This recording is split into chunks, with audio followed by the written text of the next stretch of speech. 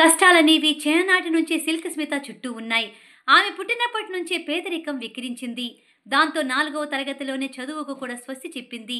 అక్కడి నుంచి మద్రాస్ రైలు ఎక్కి ఎలాగైనా నటి కావాలనే కోరికతో తన అత్త ఇంటికి చేరింది. తన పేరు స్మితగా మార్చుకుంది. అలా 1980లో వచ్చిన వంటి చక్రం సినిమాలో సిల్క్ పాత్రతో గుర్తింపు తెచ్చుకుని సిల్క్ స్మిత అయిపోయింది. వంటి చక్రంలో సిల్క్ పాత్ర సక్సెస్ కావడంతో ఎక్కువగా ఆమెకు అలాంటి వ్యాప్ తరహా పాత్రలే వచ్చాయి.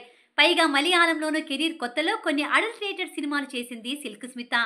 దాంతో ఆమెలోని నటిని చూడటం మానేశారు దర్శకులు. కేవలం ఐటెం గర్ల్ గానే ప్రమోట్ చేస్తూ వచ్చారు. స్మిత కూడా నటిగా నిరూపించుకోవాలని ఎదురు చూసి చూసి అలసిపోయింది. వరుసగా ఐటెం సాంగ్స్ తో పాటు వ్యామ్ తరహా పాత్రలు చేస్తున్నా కూడా మధ్య మధ్యలో సీతాకోక చిలుక లాంటి సినిమాలతో తాను నటిని పరిచయం చేశారు స్మిత. కానీ పరిస్థితులు ఆమెను వ్యామ్ పాత్రలకు పరిమితం చేశాయి. సినిమాల్లో అలా ఉన్నా నిజ జీవితంలో మాత్రం జగమొండితో పాటు నిజాయితీగా బతికారు సిల్క్ స్మిత.